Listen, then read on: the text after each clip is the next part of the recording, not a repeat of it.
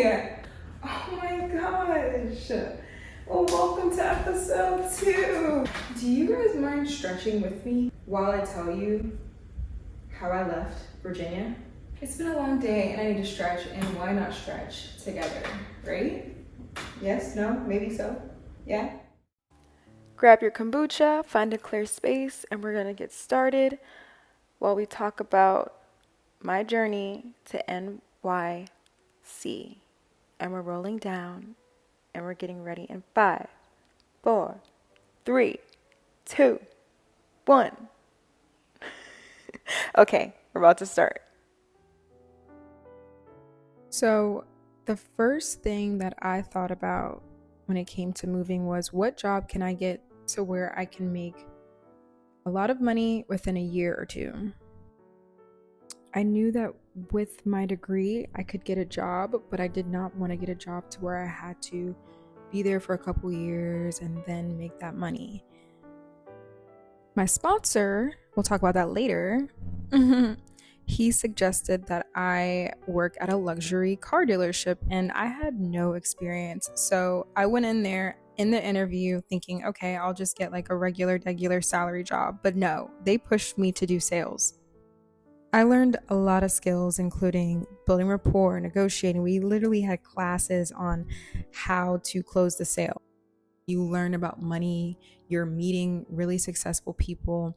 And so if you decide before you leave or before you want, to go chase your dreams or whatever, you should definitely work in sales, because that's a whole different environment. It was a learning experience for me. I do not regret working there. But it was a lot of work. It was a lot of work, too much work for me.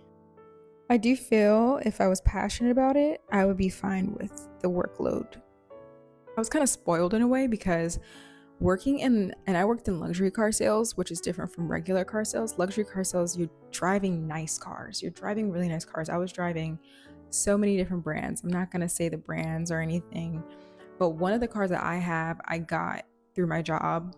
And it's a beautiful car. I didn't know it was my dream car until I got that car, and I'll show you guys my baby. Also, feel free to modify these positions. As you can see, I'm doing a lot, but if you have some limitations, you can still do them, but just be considerate of your own body. If you want to leave somewhere, I suggest you work in sales for 1 to 3 years max, and then leave. I was able to stack up at least $15,000 in 1 year. So imagine if I was there for 2 years. But you have to be able to manage your money so that you can have that money saved. You also will have skills more business oriented. A lot of us artists, typically, we don't like to really talk about money, or typically we're underpaid and don't really know how to negotiate in certain instances. Having a sales position, you will be able to negotiate and really talk numbers, because that is important. Everybody wants to make more than just a living. People want to live.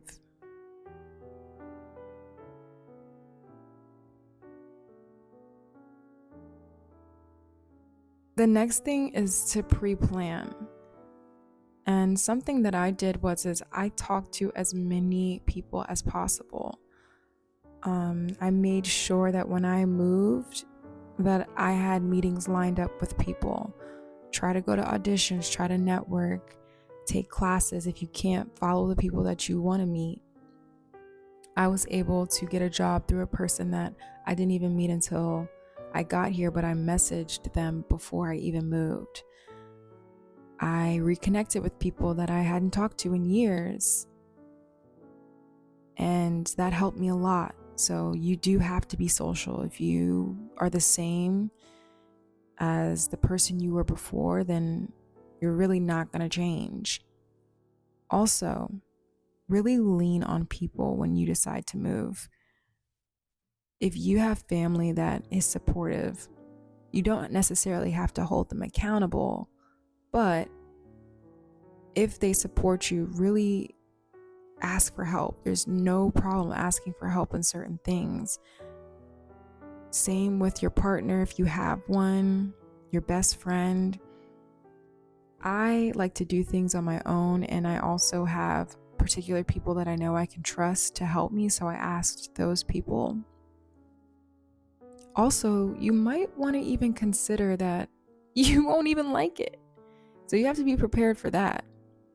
You have to be prepared for that moment. You have to be pragmatic in that moment. Now, I know a lot of people say, delusion, delusion, delusion. I'm delusional. I liked it. No. If you know that you're going to be successful up there, it's not delusion. It's just this knowing.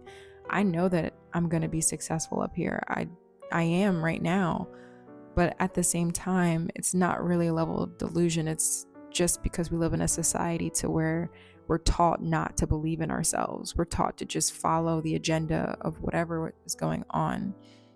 It should be normal that people see a lot of potential in themselves, enough to create their own dreams. The main reason why I moved was because I knew that my potential was talent, was real. I knew that I could become successful in this particular state. Also, when I was working in sales, I knew that I was only going to be there temporarily, but it still bothered me working there because I was pushing for somebody else's dreams. Every time I saw the owner, I was like, I'm working for your dreams.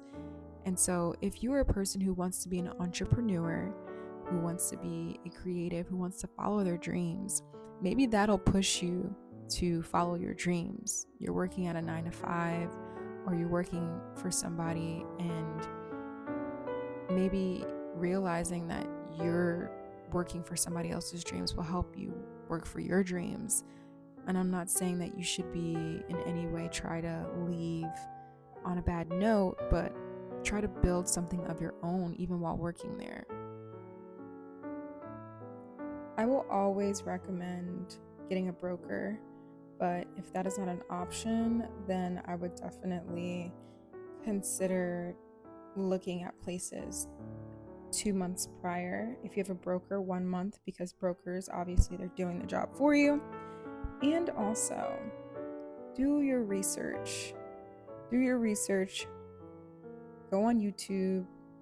Look up how people's experiences are, because some of them are good and some of them are bad wherever you choose to live in. And also visit. That is always recommended. I've visited New York so many times, and so it was very easy for me to know that this was the place for me. Also, your mental health is extremely important, so try to maintain a level of level-headedness. It can be hard, but as long as you know what your main goal is, you will be fine. And we are just about finished.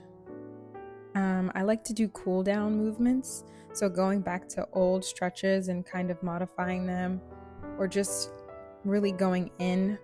So you're gonna see some of that. Actually lost, I would say, about 30% of my flexibility because I literally did not have time to dance really when I was working, because it's, more than a full-time job working in sales. But look at us doing a stretch together. This is fantastic. I'm proud of us. Thanks again for tuning in The Chauncey Show.